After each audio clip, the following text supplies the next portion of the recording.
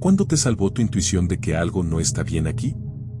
Conducía un auto alquilado por la Polonia rural rumbo a la guarida del lobo, que está en Gierlos al norte, cerca de la frontera con Kaliningrado, turismo recomendado por un amigo. Iba por una carretera de 2 carriles muy inquietante y ya era bastante de noche porque salí de Dansk más tarde de lo planeado. Hay que entender que esa parte de la Polonia rural de noche es pacífica, pero también parece de película de terror, con muchos árboles pegados a la carretera y solo pueblitos diminutos separados por 30 o 40 minutos. Iba conduciendo escuchando lo que alcanzara la radio cuando de pronto un hombre apareció en el haz de los faros a unos 90 metros por delante, con manchas rojas por toda la camisa, intentando hacerme señas para que me detuviera. Reduje la velocidad al acercarme y tuve que decidir de inmediato si debía parar para ayudar. Quizá había tenido un accidente y necesitaba asistencia. Sentí una descarga de adrenalina y algo muy fuera de lugar en todo aquello. ¿Dónde estaba su auto o su motocicleta si había sido un accidente, y por qué se movía con tanta agilidad si estaba herido? Al acercarme lo suficiente como para que pensara que iba a detenerme, sentí un impulso abrumador de pisar a fondo y pasar con seguridad. Al hacerlo pude ver la silueta de al menos otras 2 personas corriendo a toda velocidad desde el lado trasero del conductor, justo en lo que sería mi punto ciego. No corrían de manera casual, sino que salían agresivamente desde la cuneta cuando yo reducía. Ya completamente aterrorizado seguí hasta mi hotel maldiciendo el GPS de la compañía de alquiler por llevarme por una ruta tan apartada. Al registrarme le conté al somnoliento recepcionista lo ocurrido y me dijo que había oído de gente asaltada a punta de pistola con esa misma táctica, donde uno finge estar herido para que los otros sorprendan al conductor y lo saquen del auto para robarle el pasaporte, objetos de valor, posiblemente el vehículo y quién sabe qué más hacer con los ocupantes. Si me hubiera detenido, lo más probable es que ese habría sido mi destino o algo peor. Me dijo que tuve suerte de no parar y que dada la hora era mejor dejarlo a las autoridades en cualquier caso. Me sentí mal por no detenerme, pero considerando todo, probablemente fue muy acertado confiar en mi instinto. Crecí en un pueblito muy pequeño del sur de California. Si la expresión pueblo turístico danés te dice algo, entonces sabrás exactamente de dónde soy. Era tan ridículamente seguro y unido que incluso mi mamá, que es la persona más paranoica, me dejó empezar a volver caminando de la escuela cuando tenía 9 años. Tenía una amiga cuyo papá era dueño de la tienda local de teléfonos celulares, cuando eso todavía era algo a principios de los 2000. Un día, después de clases fui con ella a la tienda para hacer la tarea y, cuando terminamos, decidimos caminar unas pocas cuadras de regreso al campus de nuestra escuela primaria para jugar en el patio. Era algo súper común para los niños de nuestra edad que vivían allí. Avanzamos las primeras cuadras antes de darnos cuenta de que una camioneta había pasado junto a nosotras varias veces, una Dodge azul brillante de modelo relativamente reciente, si recuerdo bien. Algo en ambas nos gritó por dentro ante lo extraño de la situación. Cuando la camioneta volvió a pasar, instintivamente nos lanzamos a los arbustos de la casa por la que estábamos pasando en ese momento. Vimos como la camioneta daba la vuelta a la cuadra una vez más y pasó muy lentamente por donde deberíamos haber estado si hubiéramos seguido caminando al mismo ritmo. La camioneta giró para dar otra vuelta a la cuadra y nosotras corrimos por nuestras vidas hacia el patio de la escuela y detrás de un árbol enorme que nos cubría de la vista desde la calle. La camioneta pasó lentamente por lo menos 5 veces más antes de rendirse e irse. Corrimos de regreso a la tienda de teléfonos de su papá y le contamos lo que había pasado. Cerró el lugar de inmediato y nos subió al automóvil para salir a buscar la camioneta que había estado merodeando tras nosotras. Esto sacudió a ambas familias hasta la médula porque nuestro pueblo era el lugar con menos criminalidad que te puedas imaginar. Nunca encontramos la camioneta, pero poco después supimos de un secuestro costa arriba en un pueblo un poco más grande. Se me eriza la piel al pensar qué habría pasado si nuestras mentes de 9 años no hubieran estado alerta a la situación, considerando que no teníamos experiencias previas ni historias similares en las que basarnos. Hace años estaba de intercambio en Shanghái con algunos amigos, estábamos allí en rotación por la maestría. Mis amigos eran alemanes, yo soy chino nacido en Canadá, y como ya había ido muchas veces a Shanghái quería mostrarles un buen rato. El programa de rotación era bastante tranquilo, teníamos mucho tiempo libre y lo pasábamos en bares y clubes. Una noche fuimos a un lugar llamado Mint, bastante conocido y mainstream, ya habíamos ido varias veces antes. La estábamos pasando genial y alrededor de la 1:30 salí a fumar. Iba a encender mi cigarrillo y no encontraba el encendedor, lo típico, entonces se acercaron 2 chicas chinas muy guapas que hablaban mejor inglés que la mayoría en Shanghái y me ofrecieron fuego. Aquí fue cuando la noche se puso muy sospechosa. Por supuesto, borracho y guiado por mis impulsos, acepté encantado y empecé a conversar. Parecían normales, bonitas, y yo estaba ebrio. Propusieron ir a otro bar y cuando dije que iba a buscar a mis amigos, respondieron que fuéramos primero y que luego les mandara la dirección por mensaje. Así que nos fuimos, caminamos y caminamos, hasta que llegamos a una tienda de conveniencia donde una de ellas me jaló adentro y compramos algo de comida. Al salir, la otra chica estaba al teléfono, no me pareció tan raro en ese momento. Seguimos caminando y sentí que habíamos andado kilómetros. Fuera de las zonas de moda de Shanghái no conozco la ciudad y me cayó la ficha a medida que nos alejábamos de las luces y nos metíamos en la oscuridad. Una de las chicas me seguía dando alcohol mientras la otra hablaba por teléfono. No entendía del todo su dialecto, pero alcancé a captar algunas palabras y sonó como que dijo ya vamos ahora. Ya tenía la sensación de que me estaban tentando, así que llamé a mis amigos y, por supuesto, no atendieron, malditos compañeros borrachos. Al final llegamos a lo que parecía un área medio rural, definitivamente sin clubes, solo restaurantes diminutos, un montón de karaokes deteriorados y varios señores mayores sentados en sillas de plástico abanicándose por el calor. Todos en la calle me miraban, no sé si era idea mía, pero era como si hubieran visto esto antes y me estuvieran indicando con la mirada que me fuera antes de que fuera tarde. Terminamos entrando a un bar y, cuando entré con ellas, estaba tenuemente iluminado y había 3 o 4 mesas pequeñas ocupadas solo por hombres, de pinta sospechosa. Una de las chicas dijo que iba a buscarnos una mesa y que vendrían algunos amigos suyos, pero la vi ir a una mesa llena de hombres y señalarme levemente mientras le hablaba a uno de ellos. En ese momento supe que tenía que irme. Todo el bar se sentía como una trampa, la mayoría me miraba, así que usé la excusa del cigarrillo y salí. La chica que se quedó conmigo toda la noche me siguió, intentó hacerme volver y dijo que podíamos fumar adentro. Luego pareció frustrarse, me dijo que la esperara allí y volvió a entrar. Mi instinto me dijo que saliera de ahí ya. Por suerte venía un taxi por la calle, me le crucé y el conductor empezó a gritar en su dialecto. Me acerqué a la ventanilla y le dije en chino me están robando, necesito irme ahora. Me subí a su taxi y empezó a avanzar despacio.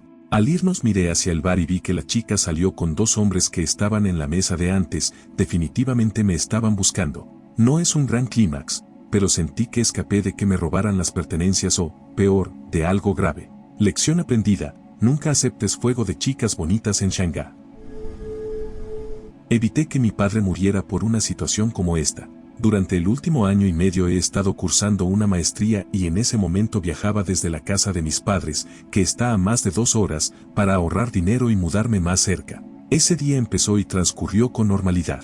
Empecé a sentirme rara cuando recién me había sentado a hacer un trabajo importante después de mis clases. Tomo medicación para la ansiedad, así que cuando empecé a sentirme extremadamente intranquila tomé uno de mis medicamentos según necesidad y di por terminado el día. Pues no se me pasó, de hecho empeoró. Terminé usando la dosis máxima de mi receta e incluso intenté comer algo, pero no ayudó en absoluto. Estaba haciendo todo lo posible por aguantar, pero llegó al punto en que tuve que sentarme en el piso con los ojos cerrados, tratando de no vomitar ni desmayarme. Nunca había experimentado algo así y estaba empezando a asustarme. Llevo bastante tiempo lidiando con ansiedad y ataques de pánico, así que sé cómo se sienten, y esto era completamente diferente. Lo sentía en los huesos. En su punto máximo, tuve un pensamiento intenso y a los gritos de necesito ir a casa ahora mismo. Terminé corriendo al metro y milagrosamente alcancé mi tren a casa desde Tan Station con menos de 30 segundos de sobra. Esto es importante porque los horarios estaban cambiando y el siguiente tren no salía sino hasta dentro de 1 hora y media. Durante las 2 horas de viaje a casa estuve en pánico y sudando. Simplemente sabía que necesitaba estar en casa. Por fin llegué y encontré a mi papá en medio de un ataque al corazón enorme. Cuando entré, de hecho estaba arrastrando lentamente su cuerpo por la casa para llamar a una ambulancia. Estaba en mi auto y camino al hospital a los 3 minutos de que yo llegara. Conduje como en Tokyo Drift mi auto hasta el hospital y llegué 100% más rápido de lo que habría llegado la ambulancia. Lo ingresaron y de inmediato se lo llevaron para una cirugía de emergencia. Resulta que tenía casi una oclusión del 100% en la arteria descendente anterior izquierda, también conocida como la hacedora de viudas.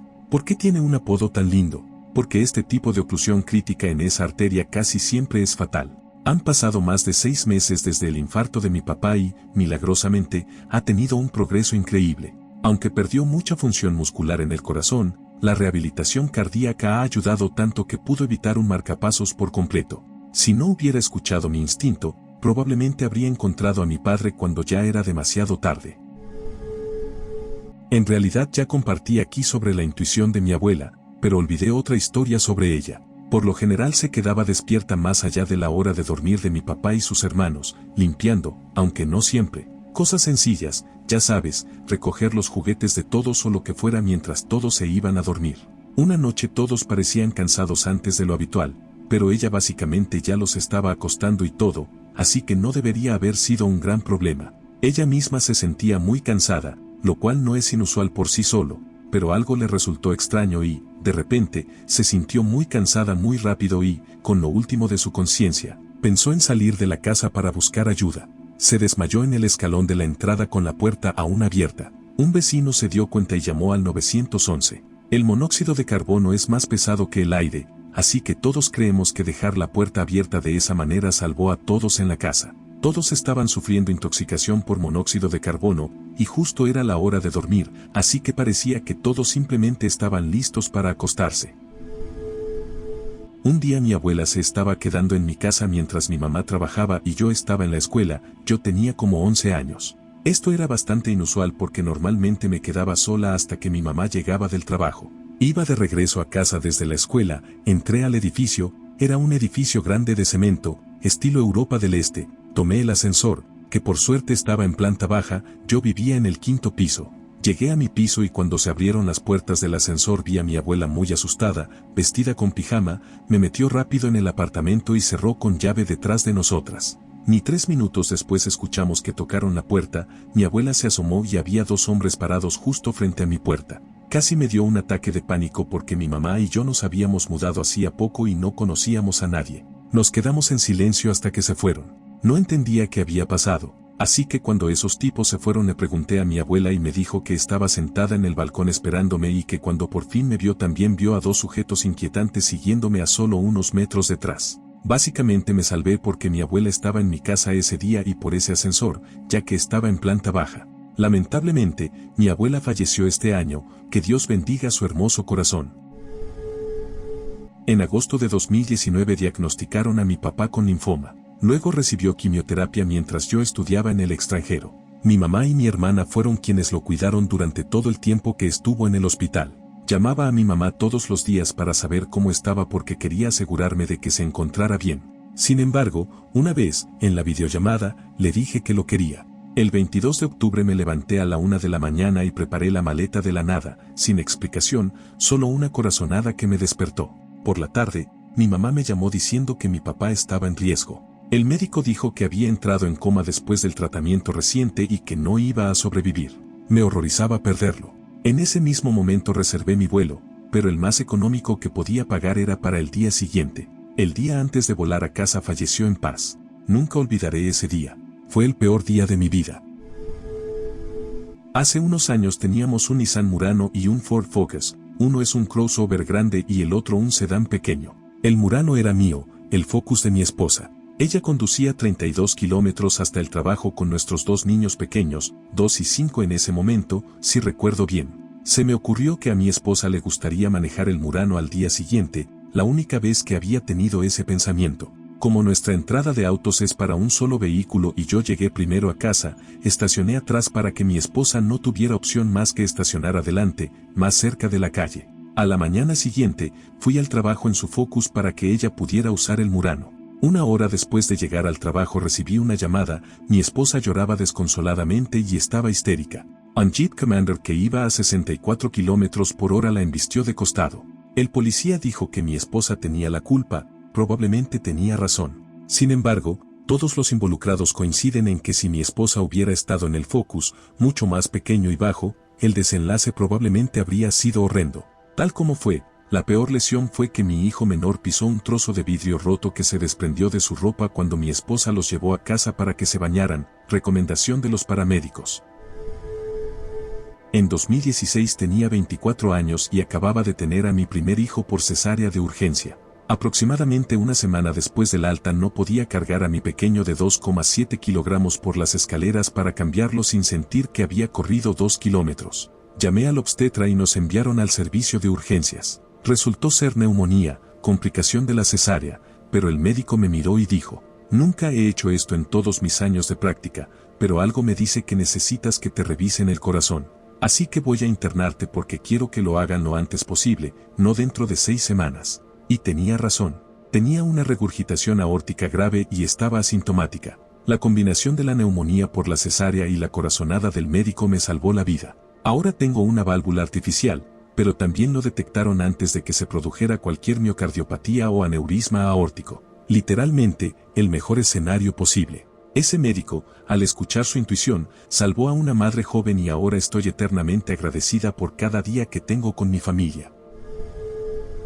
En realidad esta es la intuición de otra persona que me salvó, pero igual estoy agradecida. Cuando estaba en la escuela de enfermería hice una rotación clínica en el Centro de Tratamiento Psiquiátrico de la Penitenciaría Regional de Máxima Seguridad, un nombre familiar para la mayoría de la gente en Canadá. Había una unidad del centro reservada para lo peor de lo peor en lo psiquiátrico, con mucha vigilancia por riesgo de personas con intenciones de autolesión y también mucha violencia incontrolable que debía aislarse. Daba miedo, pero con el tiempo te acostumbrabas un poco porque todo estaba muy controlado y se seguían rutinas muy estrictas, etc.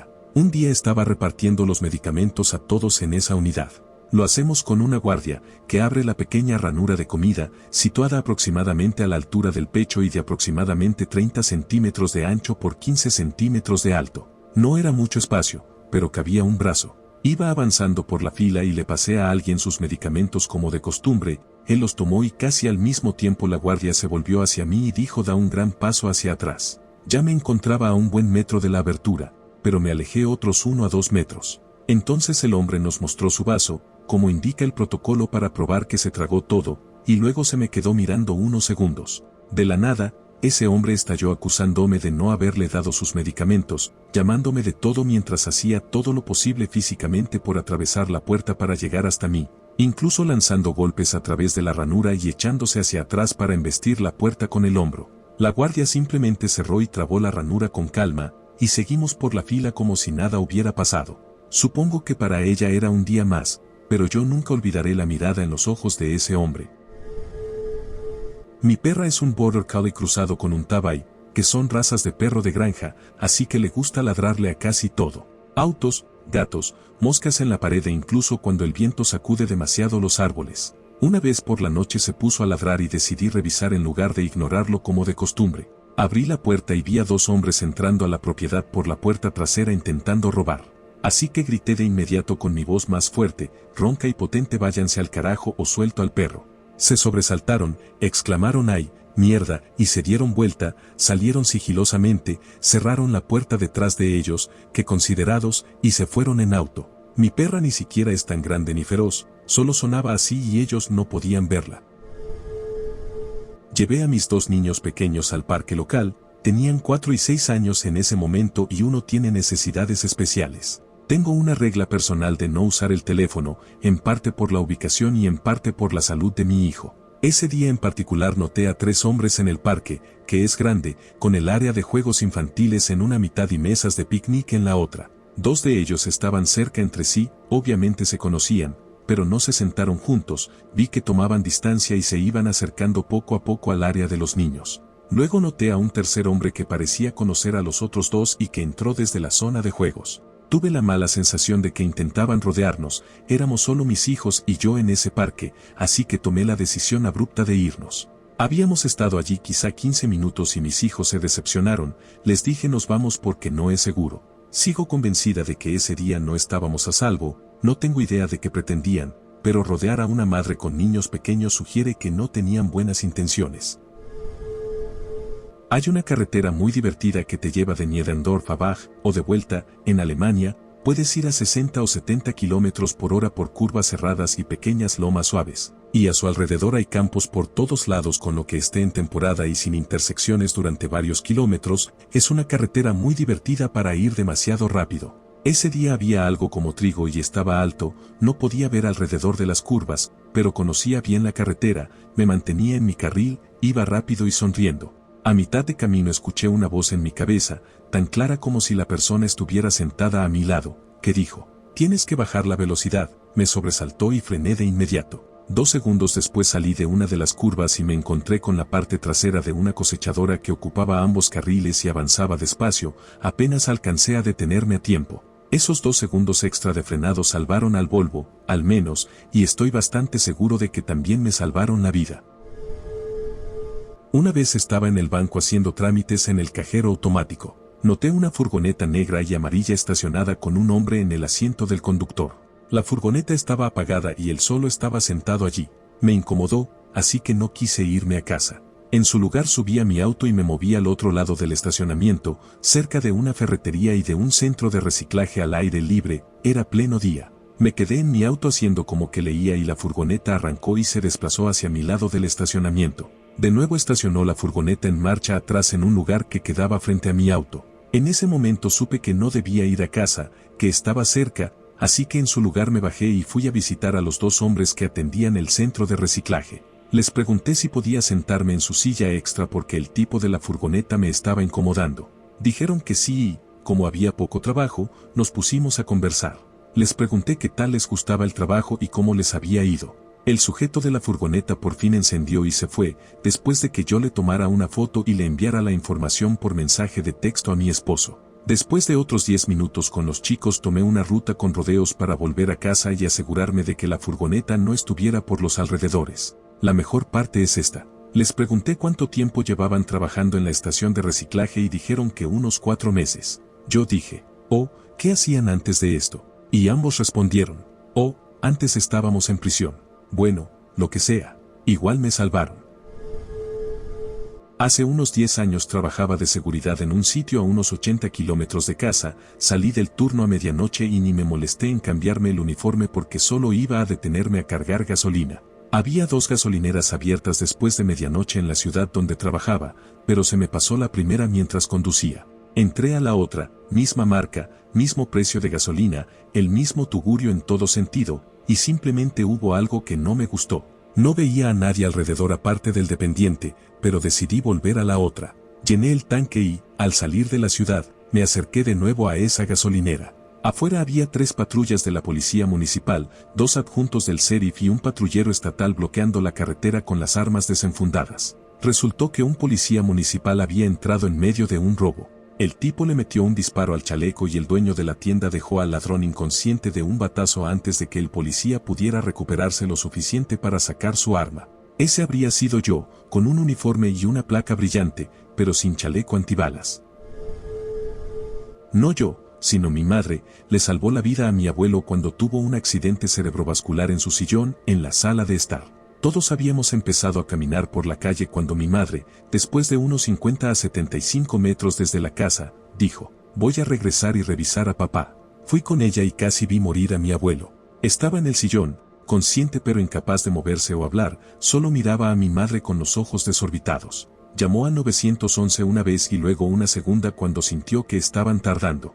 Llegó la ambulancia, lo subieron a la camilla, pero era demasiado ancha para pasar por la puerta. Terminamos quitando el marco de la puerta para sacarlo. Como estaba consciente, de hecho recuerda el traslado al hospital. Nos dijo después que escuchó al conductor o a alguien decir que no había ninguna posibilidad de que este hombre viviera. Eso fue cuando yo tenía alrededor de 5 o 6 años. Sigue vivo hasta el día de hoy, más de una década después. En el funeral de mi madre, parte de su discurso fue acerca de que, sin las acciones de mi madre, no habría podido pasar tiempo con ella durante sus últimos años de vida. Y por eso, está eternamente agradecido.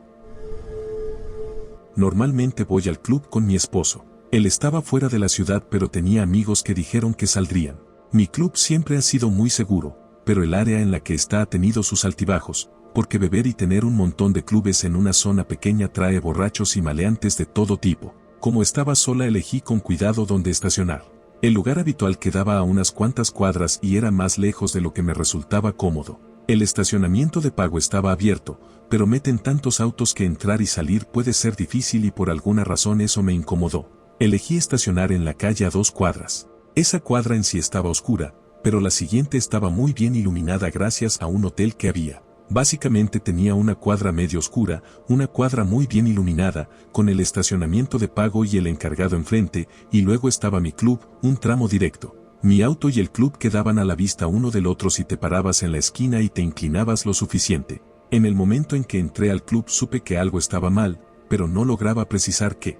Ninguno de mis amigos apareció, así que estaba sola. Normalmente no es un problema, pero la vibra estaba muy rara. Sin alargar demasiado la historia, un tipo insistía en invitarme una bebida y yo la rechazaba, en parte porque no acepto tragos de desconocidos y en parte porque no parecía estar coqueteando conmigo. Así que no entendía por qué estaba tan empeñado en darme una bebida. Mentí y dije que estaba medicada, pero siguió insistiendo, así que accedí a un agua, porque viene en una botella sellada. El tipo volvió con el tipo de vaso en el que suelen venir los tragos mezclados, me lo dio y se fue de inmediato, no lo volví a ver en toda la noche. El agua se fue directo por el lavabo del baño y empecé a buscar a alguien que me acompañara a salir porque me sonaban todas las alarmas. En parte por mi impaciencia por irme y en parte porque la única persona que conocía también había desaparecido, terminé saliendo sin compañía. 2 cuadras, línea recta, en su mayoría bien iluminadas, ¿qué podría pasar? Otra vez, en el momento en que crucé la calle y caminaba esa primera cuadra, una voz en mi cabeza dijo, la cagaste, saca las llaves y ponte alerta. Estaba teniendo una conversación completa con ese instinto, tratando de averiguar por qué estaba tan alterada. Pensé en volver al club y esa voz dijo no, ya es tarde, no corras o sabrán que lo sabes. Mantén la vista al frente y prepárate para saltar a tu auto, no te detengas por nada. Busqué hacer contacto visual con el encargado del estacionamiento, pero no estaba, así que no tenía testigos que al menos me vieran llegar al auto. De pronto me aterrorizó esa media cuadra sin iluminación donde estaba estacionada. Casi me quedo paralizada en la esquina, pero la voz dijo, apúrate, ahora. Cruzar esa calle hacia la oscuridad se sintió como saltar a lo desconocido. Me estaba alterando y no tenía ninguna idea de por qué, pero empecé a apurar el paso y a rezar para no dejar caer las llaves porque me temblaban mucho las manos y además ya había tenido pesadillas así. Sin razón aparente, no había nada concreto que justificara ese pánico. Hasta que llegué a la puerta de mi auto. Apenas abrí la puerta, otro auto se metió desde atrás y ocupó el lugar directamente detrás del mío. Fue raro porque era estacionamiento en la calle, así que, 1. Estacionaron mal, con la parte trasera medio metida en la calzada. 2. Estaban en sentido contrario. Y 3. Mierda, no creo que de verdad quisieran estacionar. Activé los seguros de las puertas y empecé a salir.